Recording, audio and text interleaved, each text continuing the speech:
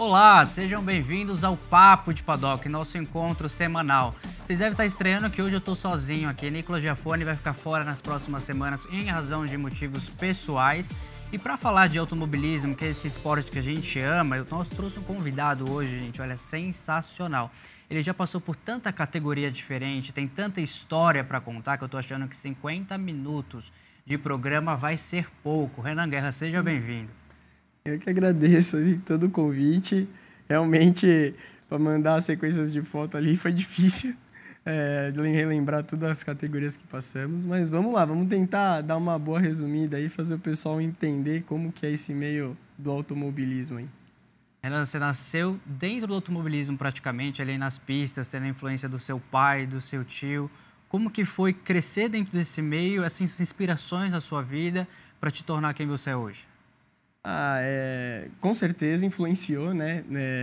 Eu, com 2 anos de idade, já estava com meu pai em Interlagos, vendo 1000 milhas, passando madrugada com a minha mãe dentro dos boxes.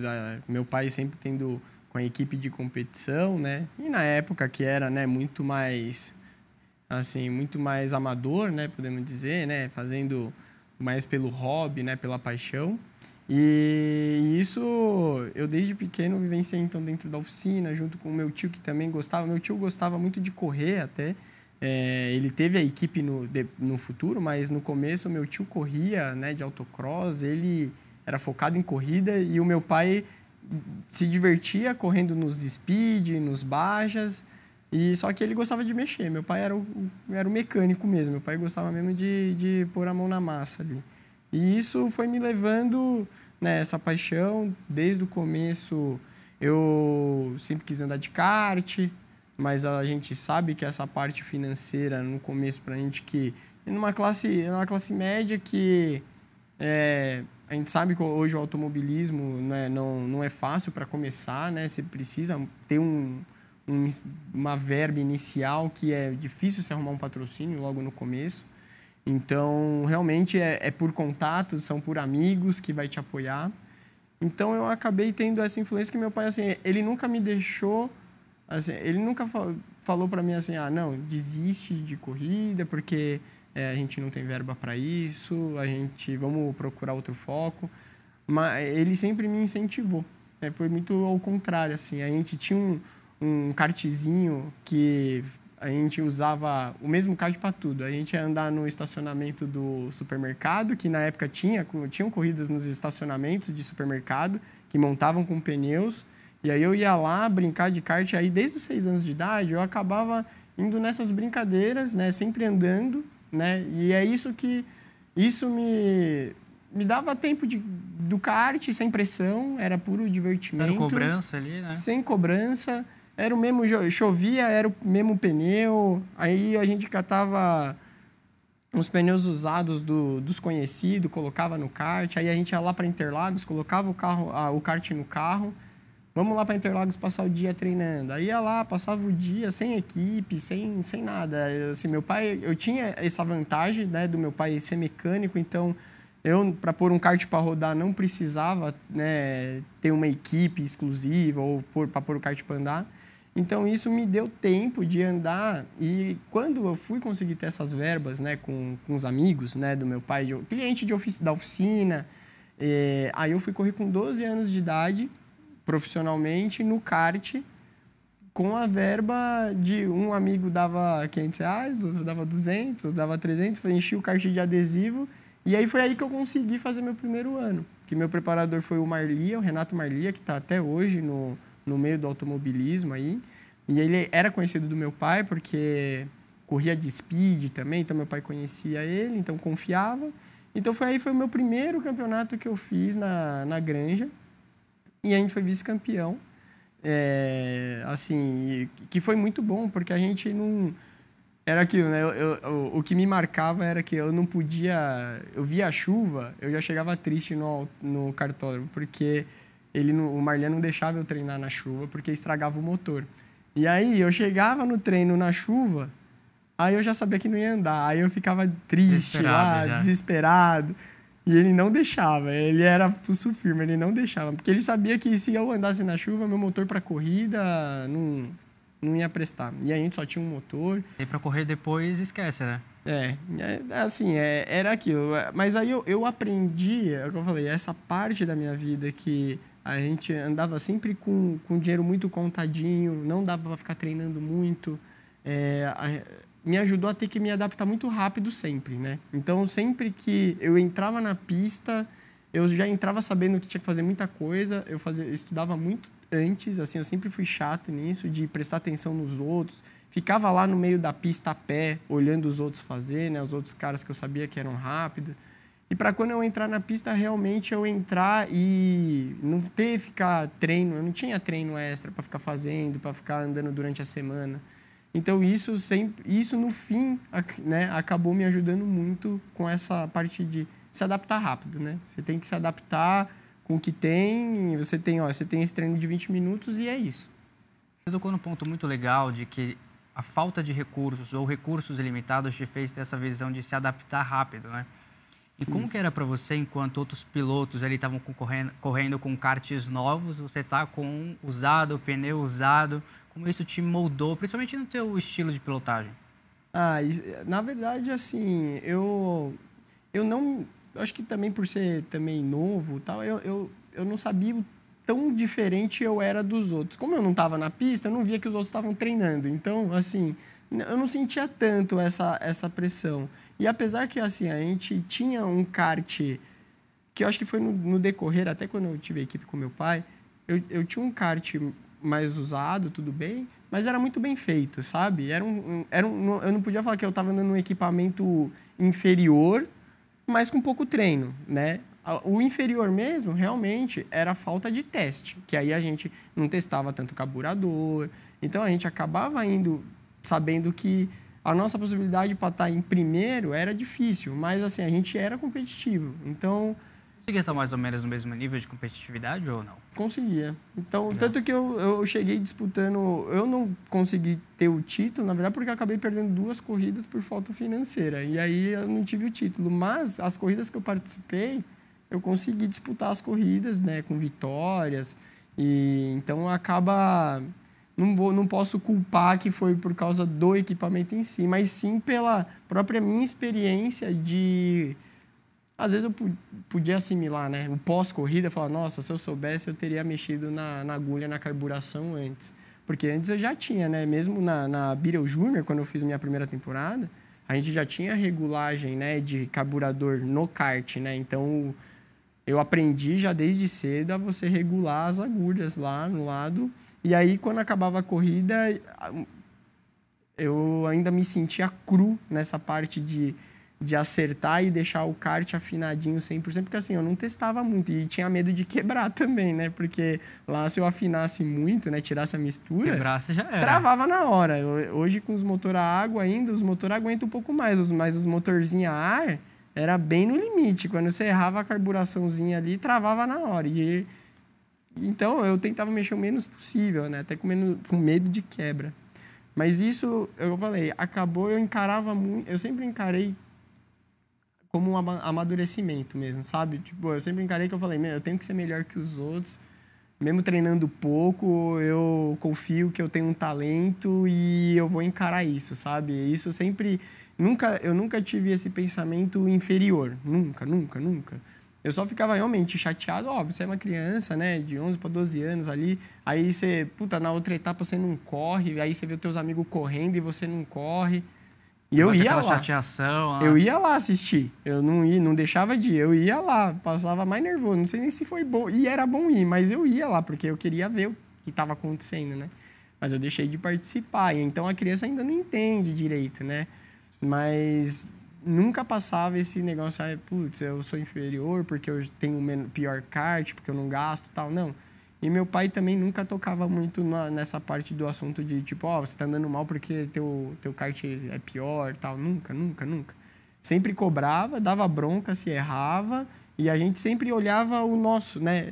Não olhava para os outros, olhava o nosso, né? Que eu acho que é o que, às vezes, atrapalha. Aqui que você vê muitos pilotos olhando aonde o outro tá.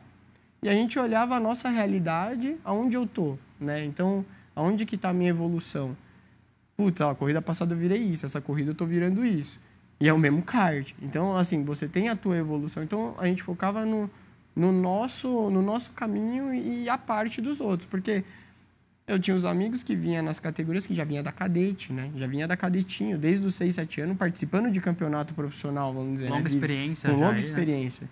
Eu entrei com 12, entendeu? Só que assim, como a gente sempre encarou do nosso lado, quando eu fui andar na granja as primeiras vezes, eu já me sentia muito pronto, assim, porque apesar de eu não correr, eu treinei bastante, eu andava bastante, mesmo de pneu velho, kart velho e tal, mas eu tinha noção, né? Não é que eu comecei a correr ali do zero, né? Eu estava sempre na pista, de uma forma ou de outra. Então, isso me ajudou muito, porque é quilometragem. Eu sempre coloco isso. Independente de onde você vai correr, você tem que ter quilometragem. Assim, você... Não importa o kart que você vai andar, não importa... é kart rental. Não importa. Você vai criando quilometragem, óbvio, com um bom professor do lado, para você não desperdiçar essas horas. Toda vez que você está na pista, você está se cobrando de alguma coisa, né? Você está aprendendo alguma coisa. E foi isso que meu pai sempre passava, então... Assim, essa evolução diária, né? Foi buscando essa evolução diária. E mesmo com esse perrengue financeiro que, nossa, era difícil. Principalmente no kart. Eu confesso que no kart, para mim, foi mais difícil do que para o carro. Todos esses perrengues que você passou nessa época de kart, kart é a base de tudo. Todos os pilotos passam pelo kart. Você lembra da tua primeira vitória, assim? O que você sentiu? Como foi? Lembro. Que foi na própria Birel Júnior. E andavam os pilotos franceses tal na época e eles eram muito bons, assim. Só que era aquilo, né? Era outro mundo, né? Os caras tinham 10 karts e tal. E, nossa, aí eu lembro, né? Aí meu pai, chorão, né? Tipo, chorando, minha mãe, todo mundo lá feliz. E aí ali, realmente, quando teve a primeira vitória... Nada me convencia ao contrário que assim que eu não pudesse continuar. Eu falo, não, eu sei da condição que eu ando, é isso que eu quero, eu sei que é perrengue, eu sei que é difícil para nós que não temos condições financeiras, mas é isso que eu quero e vou fazer de tudo para continuar. Por falar em diversos estilos diferentes, você correu em diversas categorias diferentes, assim, e sempre muito voltado ao turismo. Correu de Fórmula 3, mas sempre muito voltado ao turismo. Sempre foi seu interesse ou você tinha o olhar para talvez uma Fórmula 1, Fórmula 2 na vida? Assim, é aquilo, né? Voltando da parte financeira, né? A gente sabia que a realidade da Fórmula 1 era muito distante, né? Então, a gente buscava o automobilismo mesmo Brasil, né? No Brasil, eu sempre acompanhava Stock Car, né? Vendo os pilotos correrem, né? Na Stock profissionalmente. Então... Isso, óbvio, eu tinha vontade de correr de Fórmula lá fora, mas eu tava já aceitava que era uma coisa que era distante. Só que quando eu comecei a andar nos protótipos, logo que eu fiz 16 anos, o meu pai tinha a equipe, o carro era de um cliente nosso, que ele emprestou para a gente usar a temporada e a promessa era entregar o carro revisado no fim do ano, porque ele não estava mais correndo, era um carro que estava parado. Só que eu peguei num time muito bom, porque a categoria dos Spiders, assim, ela foi uma escola muito grande para mim, porque enquanto eu saía, o pessoal saía do kart e ia para Fórmula Ford, ou ia fazer lá fora Fórmula 3, Fórmula 4 nem falava tanto. Eu fui pro protótipo. Eu fui pro lado do protótipo, só que naquele momento era uma categoria que estava com mídia, era televisionada, entraram alguns pilotos... Uma visibilidade, né? Tava tendo visibilidade. E entrou alguns pilotos que tinham tinham grana, estavam patrocinando o evento, depois foram para outros eventos. E eu entrei nesse bolo, que quando eu fui participar esse primeiro ano, a categoria tava cheia, né? E nos anos anteriores, tipo, Betinho Gressi, Renato Russo, os caras que eram até do kart já tinham participado na categoria. Então, e era um carro que virava rápido já, né? Era um carro que virava na casa dos 42 em Interlagos, que hoje é um tempo praticamente de um GT4. Então, era um carro que você precisava ter feeling de motor, amortecedor. Amortecedor era livre, então eu andei com vários tipos de amortecedores, tipo a JRZ, Penske, Kone, tudo que é amortecedor importado a gente usava. Então, assim, o motor, muita coisa vinha da Argentina, coisa de fora, para colocar lá no motor, porque tinha um regulamento e o pessoal buscava tudo que dava. Então, eu tinha que ter um feeling, tanto de motor como de chão. E a categoria era mega competitiva. Então, isso me ajudou a impulsionar, porque assim, por mais que eu não andei num Fórmula Ford, alguma coisa assim, eu fui pro lado do protótipo, porque a tocada era muito parecida, muito parecida.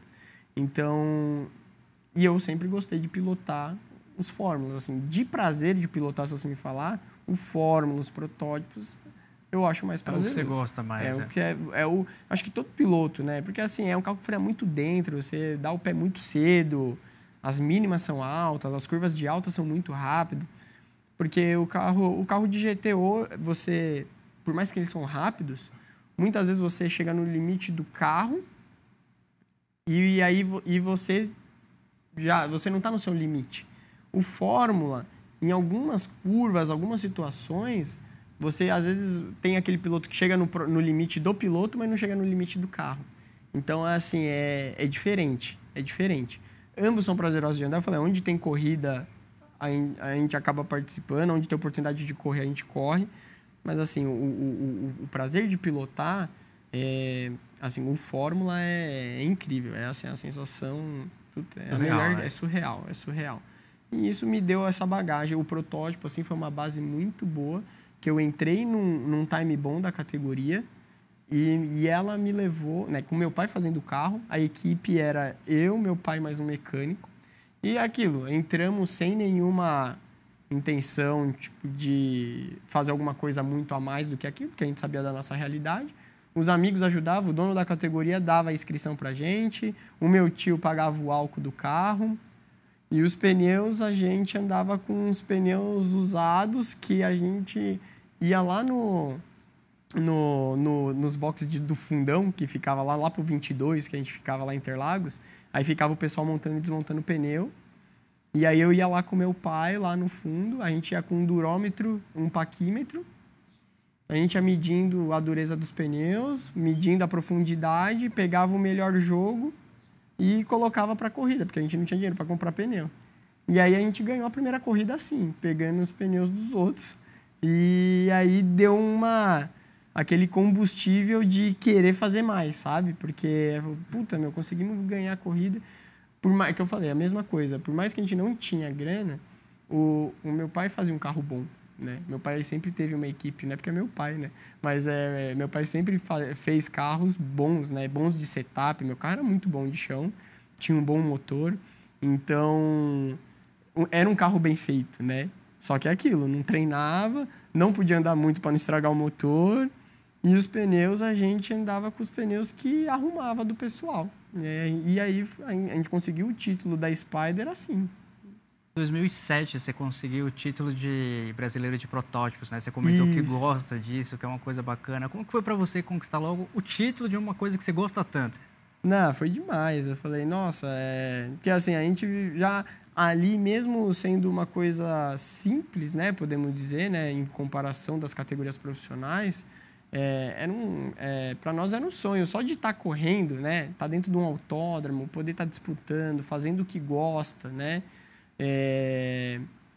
Para nós, assim, para o meu pai, era uma realização.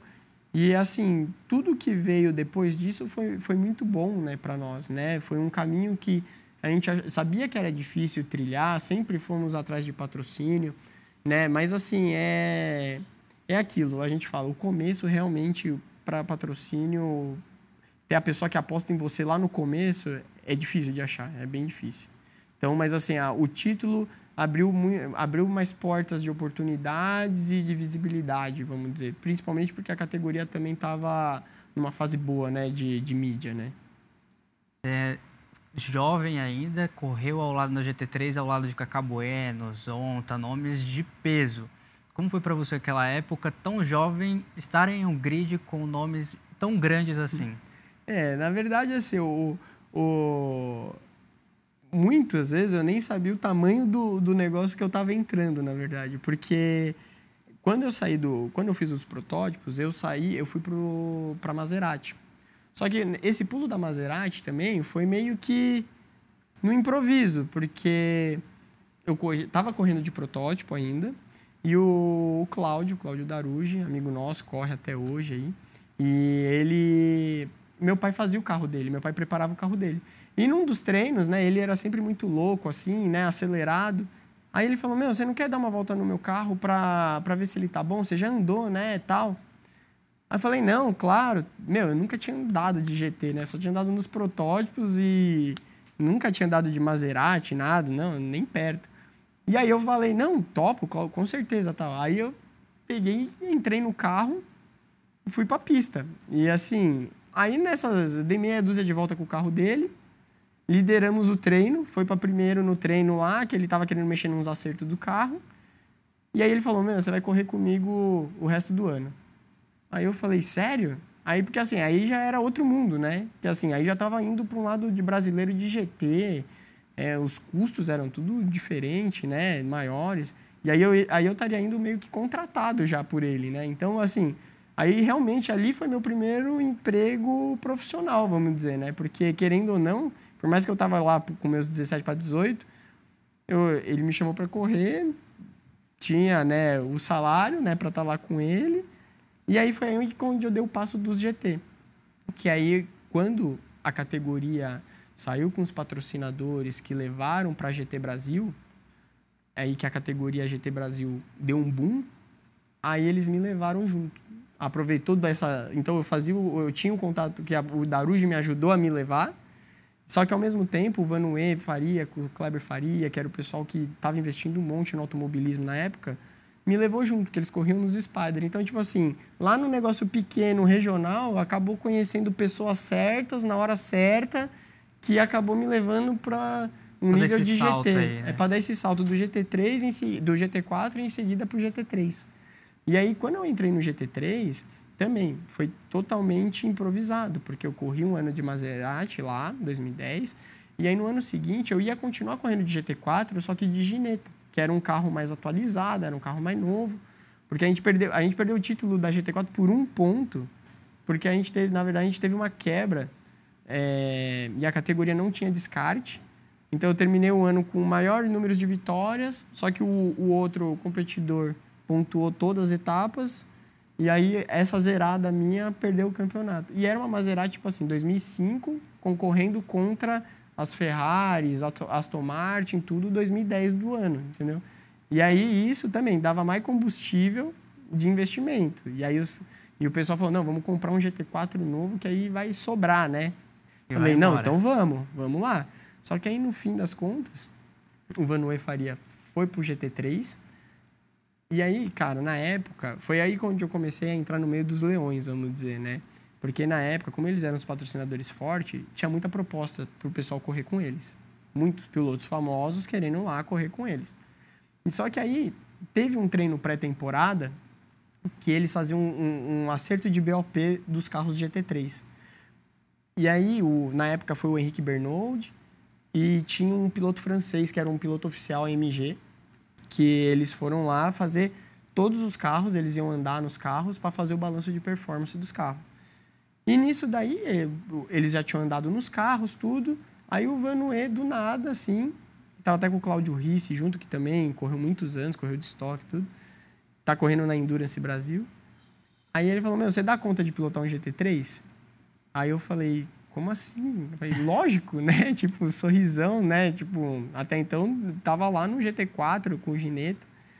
E aí eu saí para andar na Lamborghini. Então ele falou, vai lá, anda lá no carro. E aí eu andei no carro. Aí o carro era muito bom, na verdade. O carro muito bom de chão. Dei meia dúzia de volta, assim. Achei um carro tranquilo de andar. Fomos o primeiro tempo na pré-temporada. E aí ele falou, você vai correr de GT3 comigo no ano. Só que eu falei, tudo vem dessa parte da adaptação, de você conseguir, tipo, desde aquela história do kart, né, que financeiramente não treinava, não podia andar na chuva, eu tinha que aprender a andar na chuva na marra, ou era na corrida ou era no quali, porque de treino eu não podia treinar. Eu acho que isso acabou ajudando nesses momentos cruciais da pessoa chegar e falar, meu, vai lá e anda no carro. E aí, graças a Deus, oportunidade, aparecia a oportunidade e eu estava pronto para a oportunidade. Então, eu entrei no GT3, então como um piloto mais jovem e o único piloto que era considerado profissional que não corria de Stock Car.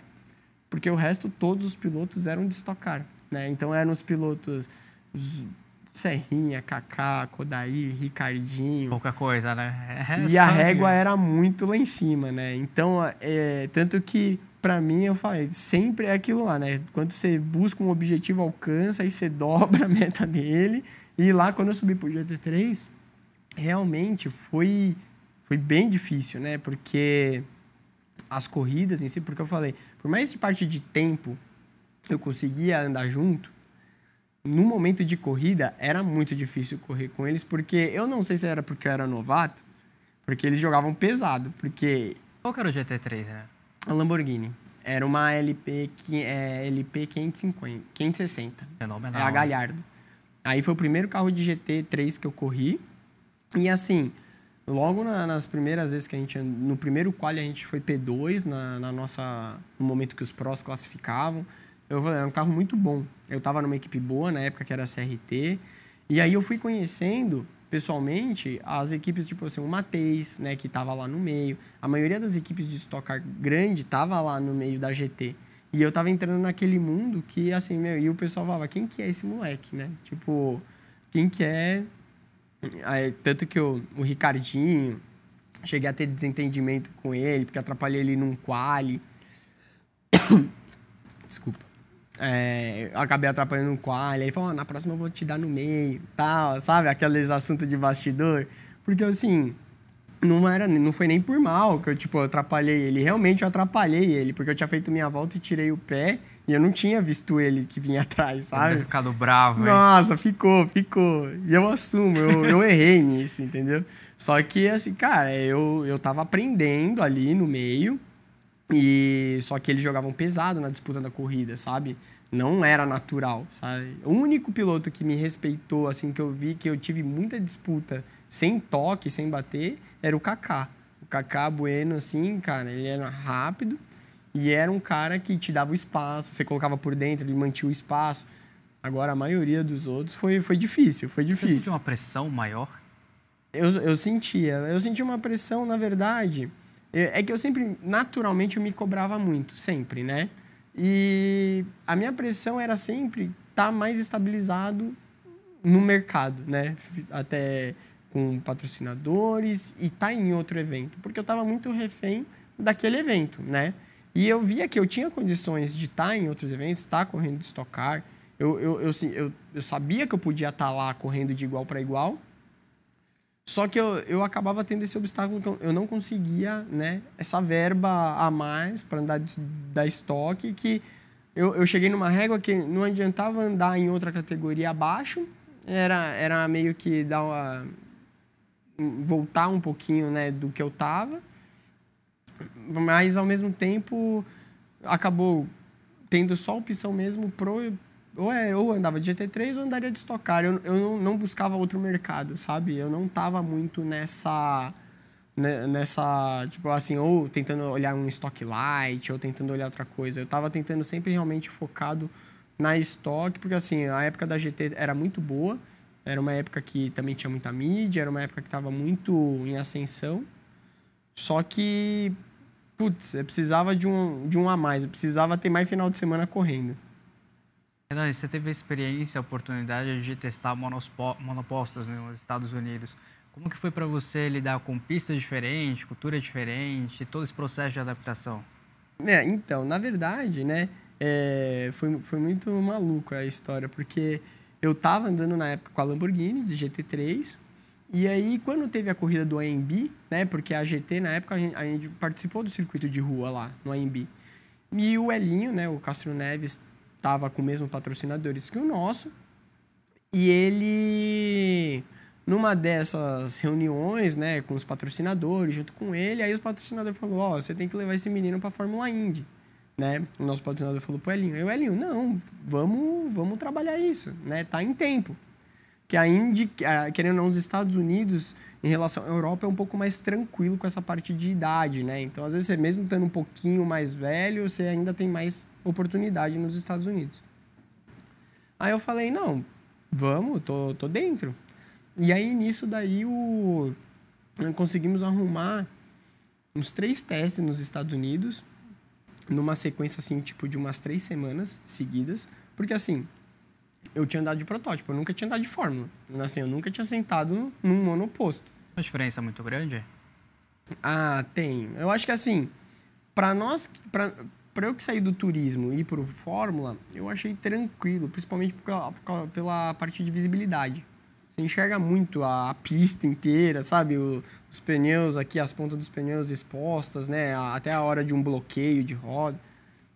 E o Fórmula é aquilo, ou ele tá ruim ou ele tá bom. Ele, assim, não...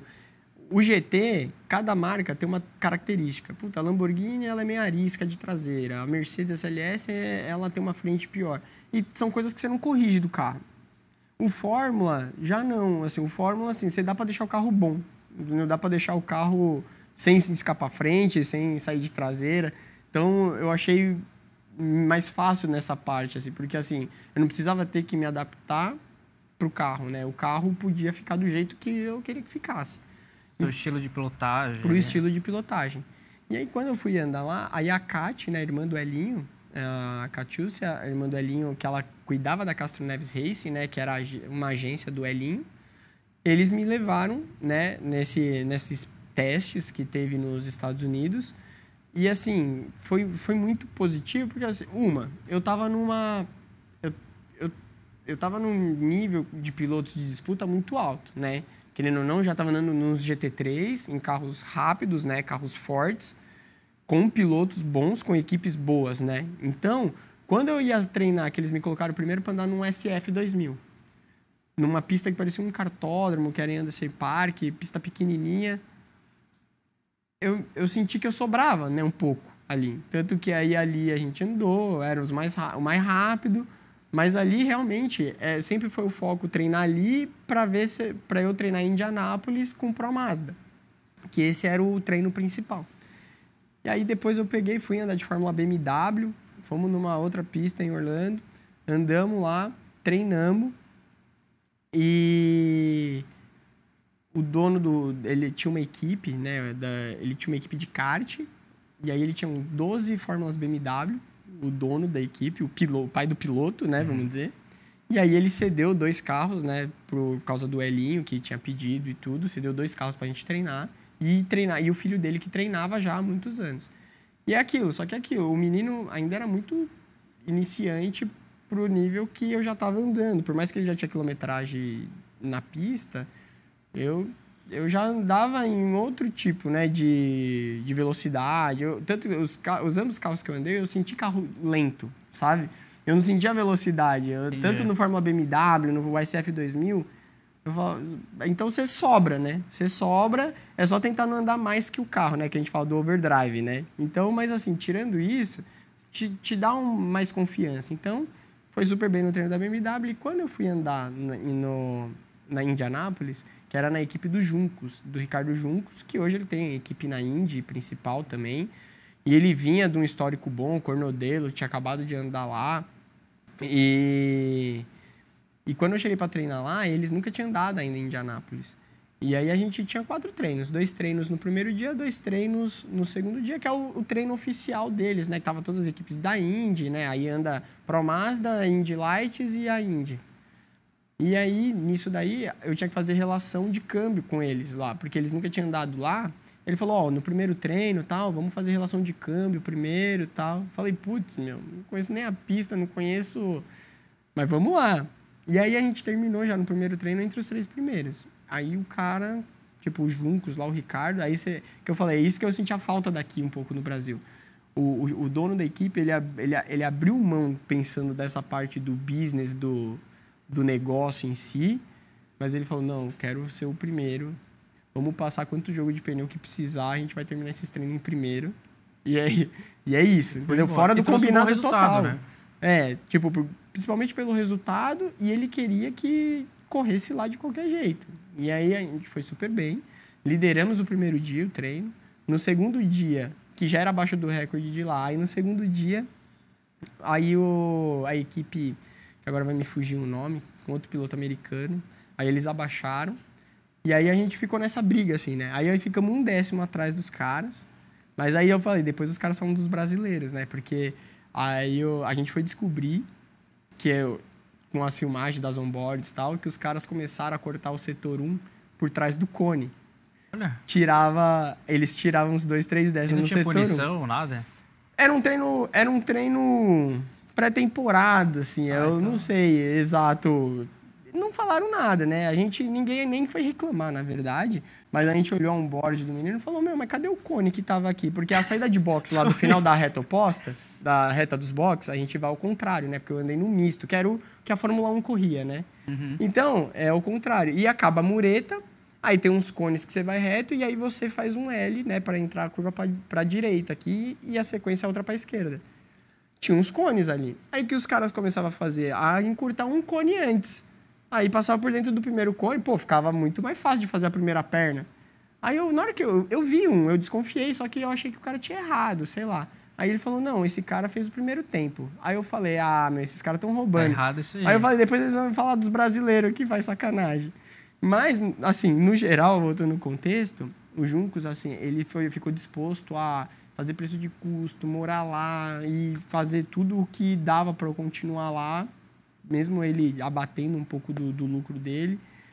E só que aí, no fim, os patrocinadores não deram certo. Eles seguraram a nossa vaga até fevereiro. Era uma equipe de ponta lá. E até fevereiro do próprio ano, né, do campeonato, eles seguraram. E, no fim, eu não tive a resposta. O patrocinador acabou dando para trás. E não conseguimos ir. E aí eu continuei focado no GT3 aqui. Tipo assim, eu deixei de ir para lá, porque aí eu ia largar o GT3 e ia correr lá nos Estados Unidos. E aí, depois dessa daí que foi... Nossa, eu fiquei mal, porque acho que esse daí foi um dos piores baques, assim, pra mim, tipo, de... Porque eu sabia que era o time certo pra estar, mas eu não tinha a verba, assim, tipo, pra continuar. Porque na época, custava $600 mil e, sei lá, eu tinha que gastar 150, sabe? E não tinha esse 150, é o que eu falei, a parte nossa de família, de tirar do bolso, essas partes, não tinha nem uns 30, né? A pagar passagem. E fazer tudo, então. Mas aí fiquei chateado de não conseguir ir, mas é sempre assim, eu acreditava muito... Acredito em Deus, nos planos dele, acredito muito que se eu fazer o meu caminho focado, as portas vão se abrir, e tinha um motivo, né? E tem um motivo para isso. E aí eu continuei no GT3, não estava mal, porque aí eu fui pro ano de Mercedes GT3 SLS, carro novo, um puta carro, um dos carros mais legais que eu já pilotei de GT. Um motor muito forte, muito torcudo. Tanto que até hoje as Mercedes AMG GT usam o mesmo motor daquela época, da SLS, que é um motor que era muito bom. Bom, né? Então, eu segui esse foco, mas foi um baque que, assim, eu vi que tinha essa chance, sabe? De conseguir fazer alguma coisa lá fora a mais e não deu certo. Mas segui firme e forte aqui, né? Apareceu depois, eu fiz a GT3, a categoria acabou, né? Chegou no momento que ela acabou. E aí foi aonde que foi uma situação que eu acabei ficando meio pendurado, porque eu não tinha Stock Car, né? O meu forte era ela. E aí eu fui fazer coach de Fórmula 3 numa época pros Raut, né? Que corria na época. E nessa daí também, uma das corridas ele se machucou. Na época corria o Pedrinho Piquet, que ganhava todas as corridas lá. Só que aí, por sorte, nesse final de semana que eu fui participar, que o Rafa tinha se machucado, estava chovendo. Então, tipo assim... porque assim, o equipamento, o Pedro Piquet naquela época, ele era um outro mundo, vamos dizer, pro automobilismo brasileiro, assim, né? Tipo, tanto carro como treinos e tal. E as outras equipes eram muito menores, né? Então, os carros eram inferiores. Falar que não é mentira. E aí, quando chove, a gente sabe que nivela muita coisa, né? Então, e ele não era tão experiente na chuva ainda, porque era novinho, né? Muito mais novo que eu. Eu já estava indo para os meus 19 para 20, ele estava lá com os seus 16. E aí aí choveu e aí ganhei uma corrida, né? Na estreia com Fórmula 3, nunca tinha andado de Fórmula 3. E aí estreamos aí na estreia vencemos a corrida de Fórmula 3. E aí foi aí que o dono da equipe falou, meu, você vai continuar andando com a gente num outro Fórmula 3 que eles tinham o B, né? Que antes tinha o A e o B. O A era o mais novo e o B era o mais antigo. Aí eu fui andar no B lá para ajudar a equipe. E aí eu fiz o final de temporada. Assim, eu fiz mais umas 3 ou 4 corridas com o B e continuei andando de Fórmula. E nisso, que eu tava nessa... é muito louco, né, a carreira. Eu, dos GT que eu tava andando, comecei a andar de monoposto. E aí eu tive um convite para andar, que o Walter Savaglia, que o Valtinho foi meu assessor por um bom tempo, arrumou lá na MRF, que é uma corrida que corre Bahrein, Catar, New Delhi, na época a gente correu, Legal. e Macau. E aí eu falei, aí ele arrumou ele conhecia um engenheiro da Dallara, que trabalhava lá na MRF, e aí o cara me deu essa oportunidade. Ele falou, não, vem aqui andar, fazer esse campeonatinho que começa em outubro e termina em fevereiro. Então, todo o pessoal que corria na época de GP2, GP3, corria nessa categoria, que é meio que as férias do pessoal, né? E usa a categoria para treinar. E aí eu fui para lá, putz, só que assim, eu achei que ia ser meio que uns caras mais amadores andando, assim, né? Tipo, cheguei... Na hora que eu cheguei lá, eu falei, caramba, meu, os caras de GP2, GP3 andando. E aí eu falei, cara, vamos lá, né? Só que era outro mundo. Eu sabia que ali era uma oportunidade para mim de estar correndo, mas ali os meninos pensavam em Fórmula 1, em realidade, né? Fórmula 1. E aí eu falei, né, já que a oportunidade tá, vamos correr, mas a gente sabe que depois daqui, né, só Deus sabe. E aí nisso a gente fez era para fazer só a primeira corrida, que era no Bahrein, em New Delhi, desculpa, preliminar da Fórmula 1 em New Delhi. E aí eu classifiquei lá em 10º, tinha uns 25 carros. Aí fiquei puto que tinha largado em 10º e tal, e os caras, não, é bom e tal, porque até então não tinha noção dos pilotos que estavam lá, né? Aí os caras, não, são os pilotos de GP2, GP3 e tal. Falei, pô, agora eu tô entendendo. E aí eu tinha que acostumar com o carro, o pneu indiano, o pneu MRF. É um processo também. Tem um processo de acostumar. Um engenheiro inglês lá era muito bom, um engenheiro nosso. E aí foi aquela adaptação. Só que nas corridas, é aquilo, era muito difícil de ultrapassar por causa do aero, né? Só que eu acabei fazendo, né, umas ultrapassagens legais, tal, aí terminava lá entre os 3 primeiros.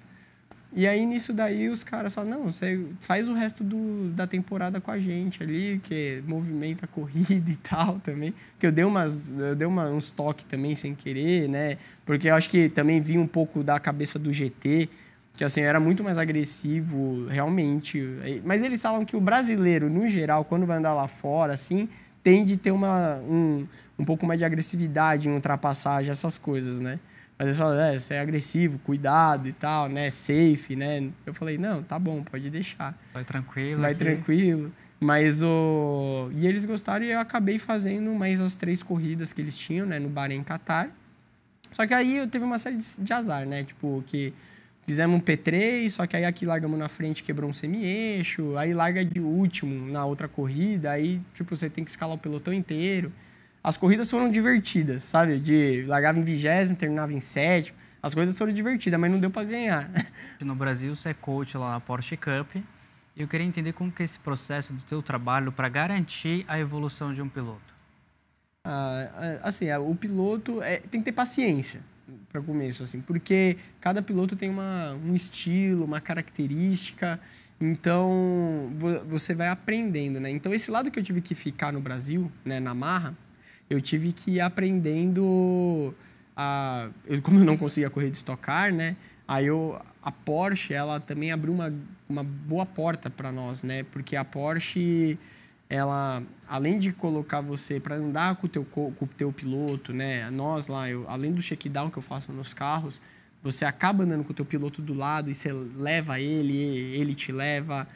Então, você está sempre adquirindo quilometragem e experiência. E muita coisa que eu falei que acabou ajudando, que a gente fazia por instinto, e você começa a ter que pensar para você poder falar para o teu piloto. Porque tem muita coisa tua que é natural. Porque tem piloto que às vezes acaba a volta que ele fez no quali, ele precisa assistir a volta e falar mais ou menos o que ele fez.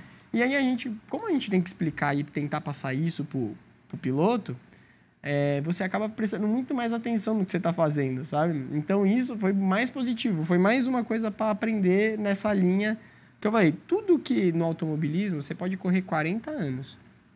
Você está sempre aprendendo. É sempre uma evolução. Com a evolução dos carros, tecnologia dos carros, a aerodinâmica dos carros, né? Então, e aí você tem que ir passando esse diferencial para os pilotos. E a Porsche, ela abriu uma porta para nós que assim, como nós não corremos profissionalmente de Stock Car, ela abriu essa porta que assim, a gente consegue estar nativa, para mim, eu conseguia estar nativa andando em bastante carro e trabalhando, né? Recebendo para isso. Então, você acaba juntando o útil ao agradável e isso você fica visto, né, no meio, né? Porque, querendo ou não, o mercado da Porsche ali são pessoas que muitos são até patrocinadores de outros pilotos que correm em outras categorias.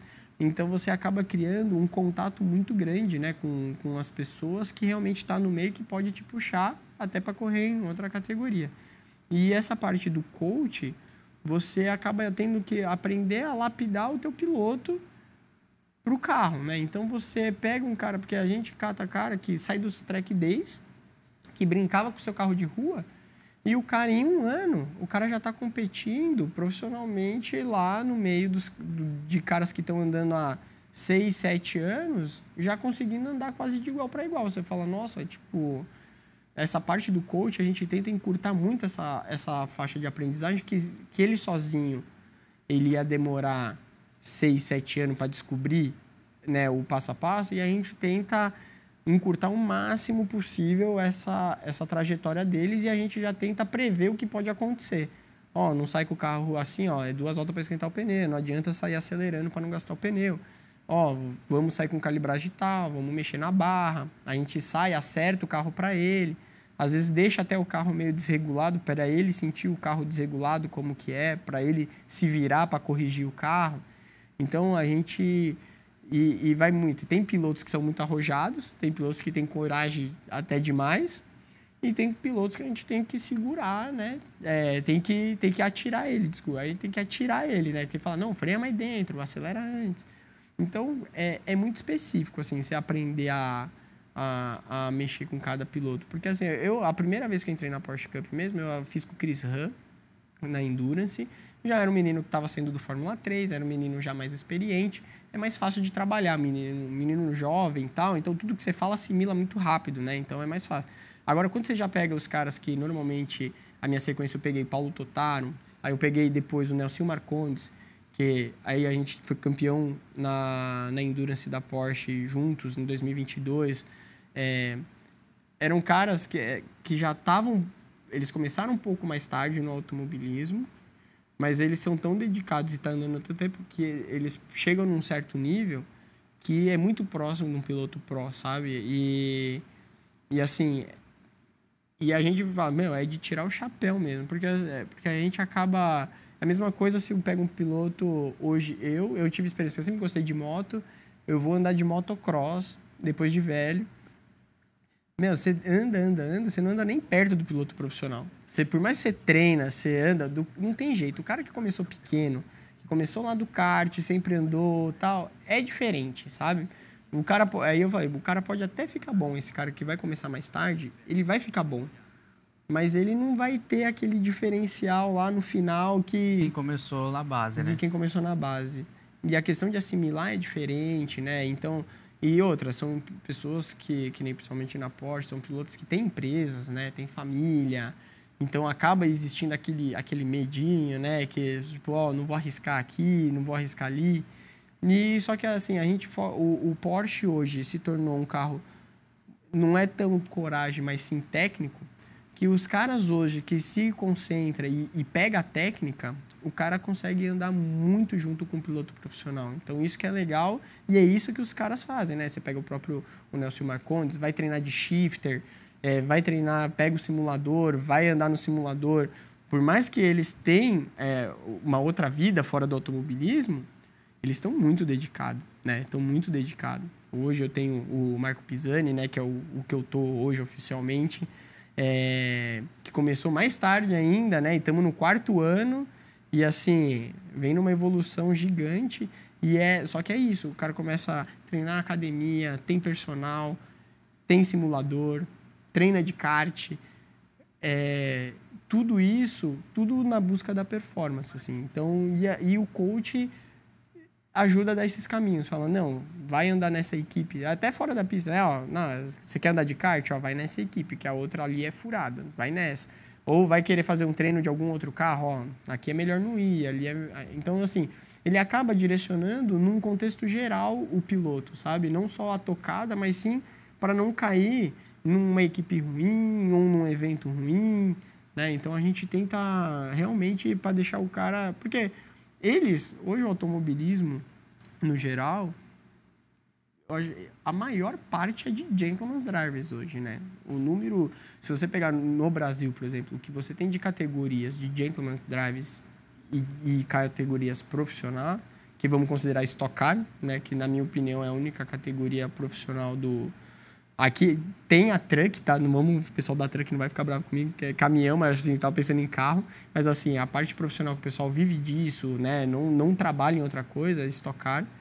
Então, no restante, a maioria são categorias de gentleman's drives. E é onde que a gente tem que tratar bem esses caras. Esses caras não podem desanimar do automobilismo. Então, às vezes o cara cai numa equipe furada, toma golpe de financeiro, sabe? Então, esses caras acabam desanimando muitas vezes. E o nosso objetivo é sempre crescer o automobilismo, independente da categoria que tá. Então, a gente já deixa o cara preparado para não cair nesses golpes. E a evolução da pista é natural. Você falou de crescer no automobilismo, agora a Stock Car está estreando aí os novos carros nessa temporada de 2025. Você testou o carro e como que é esse processo de trabalhar diretamente no desenvolvimento de um carro, como você bem pontuou, de uma categoria profissional, talvez a maior do país? Hoje a Stock Car ali, ela tem um nível de profissionalismo muito grande, né? Tanto como equipe como pilotos, né? Na minha opinião, assim, eles não devem nada para o pessoal lá fora em nível de competência e tanto pilotagem, porque os chefes de equipes hoje da Stock Car, eles vão fazer, né? Às vezes faz até coisa lá fora também, algum evento ou outro, assim, e eles são muito preparados, né? Então, assim, eles estão muitos anos e a equipe pegou um grau de profissionalismo que todo mundo que vem correr de fora para cá vem elogiar. Então, o pessoal, realmente, mesmo que o pessoal corre de GT3 lá fora, o pessoal vem andar aqui, os caras ficam impressionados com a estrutura das equipes em si, né? Então, tendo essa oportunidade que o Enzo, junto com o Lincoln, aí confiaram, né, no meu trabalho, acho que foi um dos maiores desafios que eu tive na carreira, com certeza, porque você tem que pensar um carro num todo, né? Num todo que, assim, não é um carro só para eu correr, né? Tem que mais 35 pilotos andando no carro, então...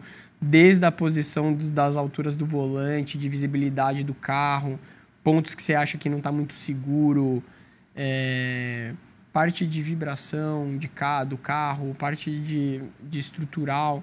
Então, você acaba indo, né? Porque a gente está muito acostumado a acertar um carro que já existe, né? Então, a gente está lá, a gente acerta o carro do jeito que a gente quer, mexe em altura, mola, barra, né? Amortecedor. Mas, assim, agora eu chegar e falar pro cara, não, vamos mudar a posição desse rocker, vamos mexer na posição do triângulo da bandeja, vamos mudar o ângulo da caixa de direção.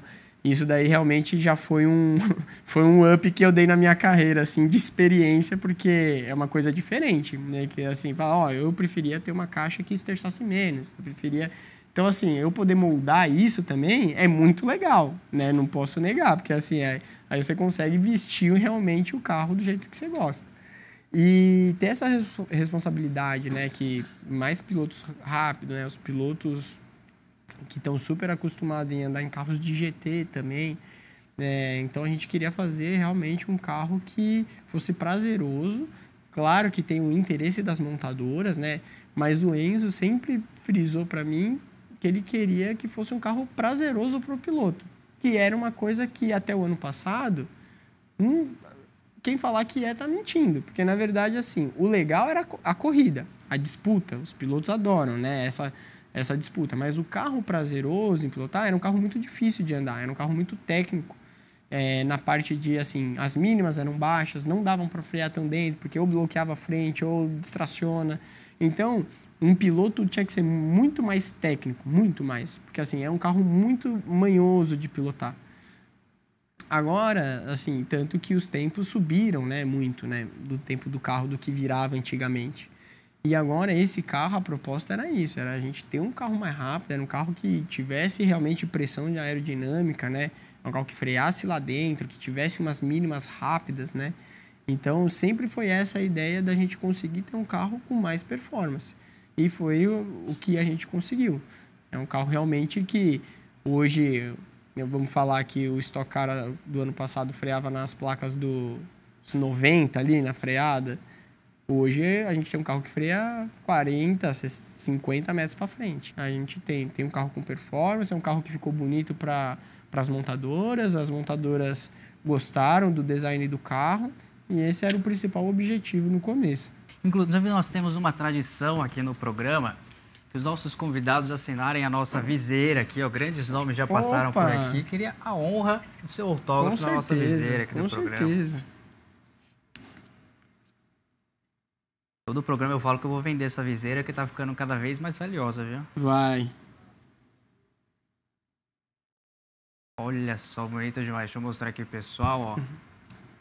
Massa. Mais uma assinatura aqui completando. Renan, cara, obrigado. Prazer, viu? Muito obrigado pelo seu tempo, ter participado aqui do programa.